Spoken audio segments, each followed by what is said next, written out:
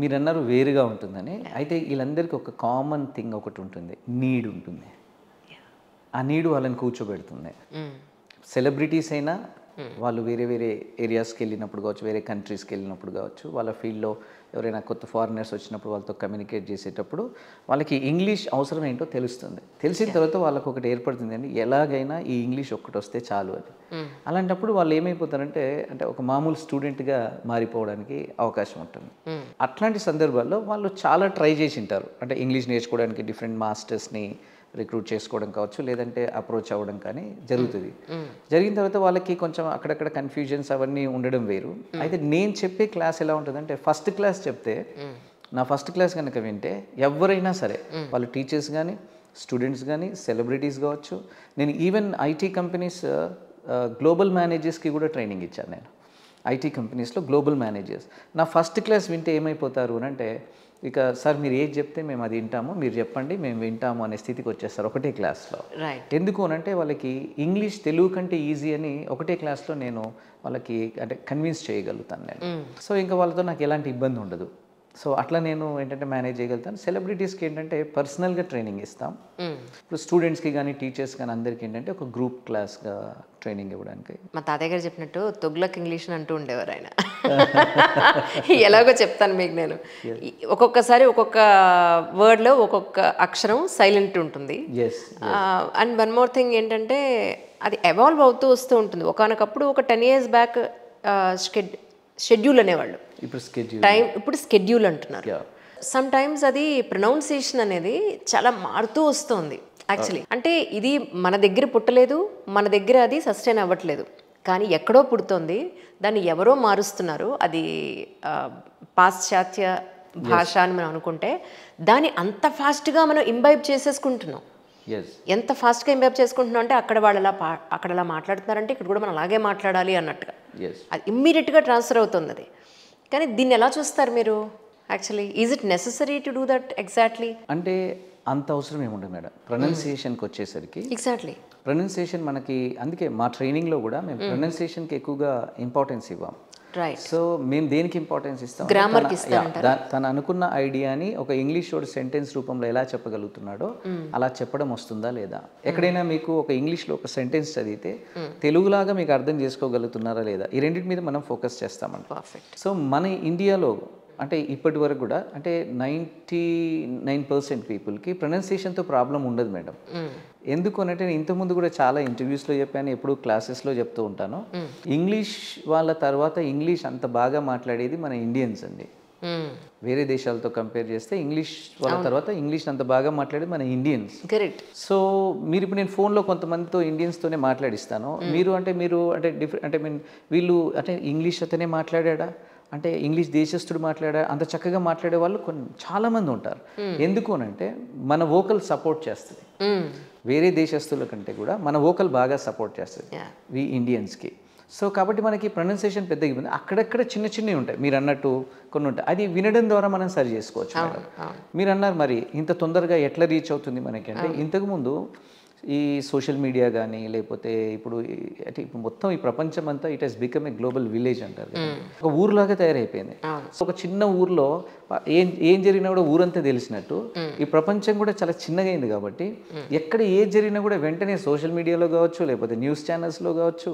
So మనకు అంత technology బాగా పెరిగిపోయింది కాబట్టి మనం ఈజీగా దాన్ని తీసుకోగలుగుతున్నాం, వెంటనే దాన్ని మళ్ళీ మనం అప్లికేషన్లో పెట్టగలుగుతున్నాం. నాకు ఎంత బాధ అనిపిస్తుందంటే మన తెలుగులోనేమో వత్తులు పలకడానికి అళాలు అణాలు శేష సాలు పలకడానికి ఇలా అన్నా మాట్లాడేయచ్చు అని అనుకుంటారు, ఎలా అన్నా మాట్లాడేయచ్చు అనుకుంటారు వాళ్ళు. మనం ఇప్పుడు కీర్తన అన్నాం అనుకోండి, మనం కీర్తన అంటాం, వాళ్ళు అలా అనరు కీర్తన అంటారు. అన్నట్టు నాలిక బయట పెట్టి మాట్లాడడం కూడా వాళ్ళకి పుట్టుకతో వస్తే మనం దాన్ని ప్యాషన్ అని అనుకుని దాన్ని ఫాలో అవుతున్నాం. ఎంత బాధాకరం అండి నిజంగాను. తప్పండి, అది దేనిది దానికే ఉండాలి మేడం. ఎప్పుడే కానీ ఇప్పుడు తెలుగు భాష ఉంది, ఆంథోనీ అన్నాం అనుకోండి వాళ్ళు ఆంథోనీ అంటారు. ఆ నాలిక అనేది వాళ్ళకి మేబీ బై బర్త్ ఏదైనా వచ్చిందేమో, మనకు అలాంటి సమస్య లేదు యాక్చువల్లీ. కానీ దాన్ని కూడా భాషని అలాగే అంతే బాడీ లాంగ్వేజ్తో మాట్లాడాలా అన్నంతగా ఫాలో అవుతున్నారు. అంటే దీన్ని ఏంటి అంటే వాళ్ళని చూసి వాళ్ళలాగా ఇలా మాట్లాడితే స్టైల్ కాపీ క్యాట్స్ అయిపోయాను సార్. అది ఉండకూడదండి. ఎందుకంటే తెలుగే, అవును, అది మన మదర్ టంగ్, మాతృభాష. ఎందుకంటే we get to know this world through our mother tongue అండి. సో మదర్ టంగ్కి ఇంపార్టెన్స్ అలాగే ఉంటుంది. కరెక్ట్. ఇప్పుడు నేనే ఉన్నాను, నేను ఇంగ్లీష్ ట్రైనర్ని. నేను బయట ఎక్కడైనా వెళ్ళి మాట్లాడితే నాకు ఇంగ్లీష్ వచ్చని కూడా తెలియదు ఎదుటి వ్యక్తికి. ఎందుకు అనంటే ఇంగ్లీష్ అనేది ఏంటంటే మన అవసరం అంతేనండి. అవునవును. సో ఆ వాతావరణంలోకి వెళ్ళినప్పుడు మనకి ఇంగ్లీష్ అవసరం అయినప్పుడు మాత్రమే ఇది బతకడానికి ఇంగ్లీష్ అంతే.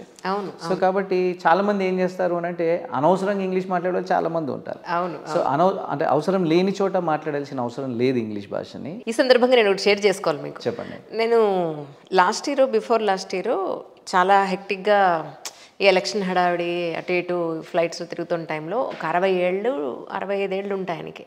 అవతల మనిషి ఇంగ్లీష్లో మాట్లాడుతున్నాడు, ఈయన పక్కా చక్కగా పంచెకట్టు కట్టుకొని బొట్టు పెట్టుకొని అచ్చమైన తెలుగులో చక్కగా మాట్లాడుతున్నాడు. కానీ వచ్చి రాని భాషలో అవతలానికి కమ్యూనికేట్ చేస్తున్నాడు, వాళ్ళకి అర్థమవుతోంది, ఆయన చెప్పే భాష ఈయనకి అర్థమవుతుంది. మొత్తానికి అక్కడ సెట్ అయింది, హ్యాపీగా కూర్చున్నాడు, ఫోన్ మాట్లాడుతున్నాడు. నేను వెళ్ళాను, ఏమండి మీకు ఆయన భాష రాలేదు కదా, ఆయన భాష మీకు అర్థం కాలేదు, మీ భాష ఆయనకు అర్థం కాలేదు, కానీ కమ్యూనికేట్ చేశారు మీరు అని అంటే, అమ్మ it's all about language, communication కోసమే తప్ప మనకి రావాల్సిన అవసరం లేదు, మనం చెప్పేది అవతలవాడికి అర్థమవుతుందా లేదా అంటే చాలు మనకి అన్నాడు. అసలు నేనేమనుకున్నాను, అదొక క్వాలిఫికేషన్ లా అనుకుంటే ఆయన ఏమన్నాడు, ఇది ఓన్లీ కమ్యూనికేషన్ స్కిల్ మాత్రమే, దాంతో అది లేకపోతే నేను 18 దేశాలు తిరిగానమ్మా నాకు భాష రాదన్నాడండి. Okay. Oh my God. But he was able to communicate. Exactly. yes. So విదేశాలు తిరిగానమ్మా, నేను 18 దేశాలు తిరిగాను, నాకు భాష రాదు, కానీ నేను కమ్యూనికేట్ చేయగలుగుతానన్నాడు. అయితే ఇక్కడ ఒకటి మనం ఏంటంటే మేడం, సార్ అతను 18 దేశాలు తిరిగిండొచ్చు, కానీ ఆయన తిరిగింది ప్రొఫెషనల్గా ఏదో కంపెనీస్ కోసమో లేదంటే ఏదో తన కెరియర్ కోసం. అయితే ప్రాబ్లమే, చాలా పెద్ద ప్రాబ్లం. ఇప్పుడు నేను యుఎస్ టూర్ వెళ్తాను, నాకు ఇంగ్లీష్ కొద్దిగా వచ్చినా కూడా నేను పోయి ఆ పరిసరాలను ఎంజాయ్ చేసి వస్తాను. కొంచెం అక్కడక్కడ చిన్న చిన్న ఇబ్బందులు ఉంటే ఓకే, కానీ నేను ప్రొఫెషనల్గా వెళ్ళి నేను ఒక ప్రాజెక్ట్ కోసం యూఎస్ వెళ్తున్నాను, అబ్సల్యూట్లీ, లేదా నేను ఒక ఇంటర్వ్యూకి వెళ్తున్నాను, లేదా యూఎస్ నుంచి నా కంపెనీకి క్లయింట్స్ వస్తున్నారు, అప్పుడు నేను అలా మాట్లాడుతుంటే కుదరదు. అది అచీవ్ చేసి రావాలంటే అల్టిమేట్లీ మనకు భాష వచ్చి రావాలి. ఇప్పుడు మీరు అన్నారు కొన్ని సందర్భాల్లో భాష లేకున్నా కూడా అంటే భాష మీద 100% గ్రిప్ లేకున్నా కూడా కొన్ని విషయాల్ని కమ్యూనికేట్ చేయొచ్చు. ఇప్పుడు మన దగ్గర వేరే రాష్ట్రాల నుంచి వచ్చి హిందీ వాళ్ళు వచ్చి ఇక్కడ పనిచేసే వాళ్ళు ఉంటారు. నువ్వు రేపు వస్తావా అంటే వాడు ఏమంటాడు అని అంటే, నేను రేపు వచ్చింది అంటాడు. మీరు ఒక ఓనర్, మీ దగ్గర పనిచేస్తున్నాడు, మేడం నేను రేపు వచ్చింది అంటాడు. మీరు ఏమర్థం చేసుకున్నారంటే, ఓహో వీడు వస్తాను అనకుండా వచ్చింది అన్నాడని ఒక సహృదయంతో మీరు అర్థం చేసుకుంటారు మీరు. అది వేరు. కానీ ప్రొఫెషనల్గా మనం వెళ్ళినప్పుడు మన ఐడియాస్ని ఎంత క్లారిటీగా అంటే మనకున్న అభిప్రాయాలని మనకున్న ఐడియాస్ని కావచ్చు క్లారిటీగా మనం చెప్పినప్పుడే అవతల వ్యక్తి ఇంప్రెస్ అవ్వడానికి అవకాశం. అబ్సల్యూట్లీ. ప్రొఫెషనల్ జర్నీ వేరు, పర్సనల్ జర్నీ సో కాబట్టి ఏంటంటే ప్రొఫెషనల్గా వెళ్ళినప్పుడు లాంగ్వేజ్ మీద మనకు కమాండ్ ఉంటే ఆ కాన్ఫిడెన్స్ లెవెల్ వేరు ఉంటుంది. సో కాబట్టి ఖచ్చితంగా ఇంగ్లీష్ భాష అవసరం, బతకడానికి అవసరం. మాతృభాష మనం ఇక్కడ జీవించడానికి అంటే మన పరిసరాల్లో మనం మాట్లాడుకోవడానికి ఇది కూడా అవసరమే. సో రెండు అవసరమే. ఇంకొకటి ఇక్కడ నేను స్ట్రెస్ చేయదలుచుకుంది ఏంటంటే, తెలుగు వస్తేనే ఇంగ్లీష్ వస్తుందండి. అంతేనండి, నో డౌట్. అందులో ఇంగ్లీష్ రావాలంటే కూడా తెలుగు రావాలి. సో కాబట్టి రెండూ అవసరమే.